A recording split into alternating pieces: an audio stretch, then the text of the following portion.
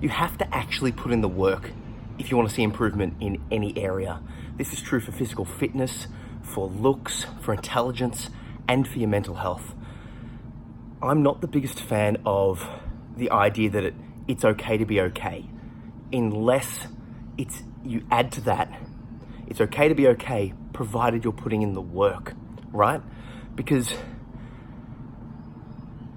mental health and mental illness is real. There are legitimate issues, and people can't help, biochemical or their personal situations.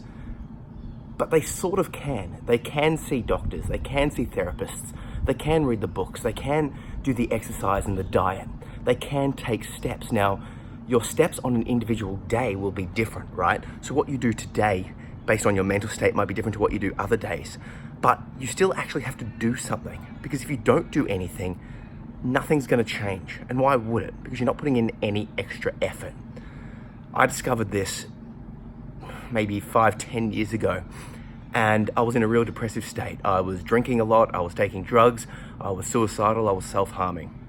And I was sort of waiting or expecting the world or my parents or family or society at large or friends, someone to, come and save me and fix the problem. And then I realized that it's actually all on me. I'm the one that has to take the effort. Now, that whole time, people were offering me support, but I wasn't taking it. The support from the experts was out there, but I wasn't doing it, right? The analogy to physical fitness is that I could buy you a gym membership, but you have to go there and lift the weights. You have to watch your diet if you want to see improvements, right? Someone can buy you the gym membership, but you actually have to put in the work in the gym every day, lifting the weights, doing the exercise, all that sort of stuff if you want to see any improvement.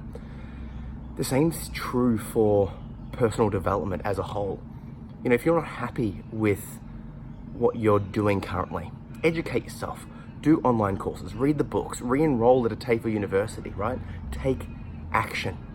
Now, there's this easy sort of thing to go like, oh, I'm trapped, I can't afford this.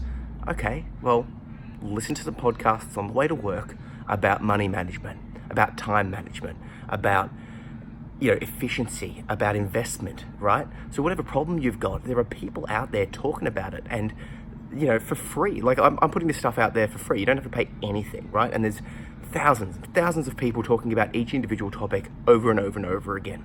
So for me personally, around that time, I started this self-improvement process. I went on this journey searching to fill the gaps that I self-recognized in myself. Now, what were some of the gaps that I recognized? Well, one of them was discipline. I realized that I just wasn't disciplined. I just wasn't taught it as a child. My father was not disciplined at all, and I didn't get it. So what did I do? I went on a search of how to impose discipline on myself, looking in real life to see the people that were disciplined and asking for their advice, and then looking online. So to that end, I found Jocko Willink, ex-Navy SEAL commander, Brazilian Jiu-Jitsu black belt, and he talks on leadership. Check out his podcast, it's amazing. Listening to literally hundreds and hundreds of hours of his podcast has really instilled the value of discipline in my life. His quote, "Discipline equals freedom," is true. Okay, so every morning now, I've able to start a wake-up time, 6:30, aiming on getting that lower, and then I will wake up, meditate, exercise, and just keep that process going. Work hard on my goals, right? Why did I start going down that process? Because I recognized that I needed it. Now, is it a clear path that once you just instill discipline, everything's fine? No, of course not. There's ups and downs. But if I didn't take that action, if I didn't even try, I would still be back where I was. Now, there's plenty of other examples of things in my life that I want to improve. So for example, financial literacy. There's a few resources that I can suggest that you would look up, or that I found to be quite valuable. So for example, Nabil Ravikant's podcast, Ramit Sethi's book, I'll Teach You to Be Rich, or even just the Rich Dad Poor Dad book. The point is there are things that you can do to improve yourself. Like I've just mentioned before, meditation, morning meditation. I recognized that my mind was quite erratic. I recognized that I'd be trapped by thoughts. I recognized that something would happen, it would stick with me for ages. So what's a good solution to this? Therapy, medication if necessary. But I'm like, I want a long-term solution that will start improving everything. And a daily meditation practice was right for me. So I looked into different options. I found the Sam Harris app. I found books that, like The Mind Illuminated or Mindfulness in Plain English, and I read them and I consumed them. Once again, did it fix everything straight away? No, of course not. But it has made a difference over time. So it's okay to not be okay in the sort of the short term or on a particular day, but do something about it.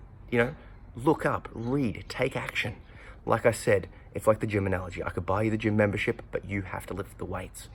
And then just remember, apply this same logic to everything you're doing. Apply this to your workout. Apply this to your education. Apply this to your mental health. Apply this to your job. Apply this to everything. Take action to improve yourself. Take daily action and you will see improvement. It will take a long time. There is that lag.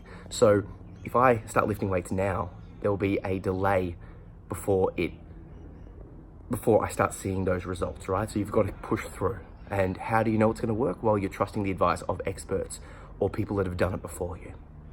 So if you like this video, please like, share, and subscribe. Comment if you've got any questions and I'll get back to you. Catch.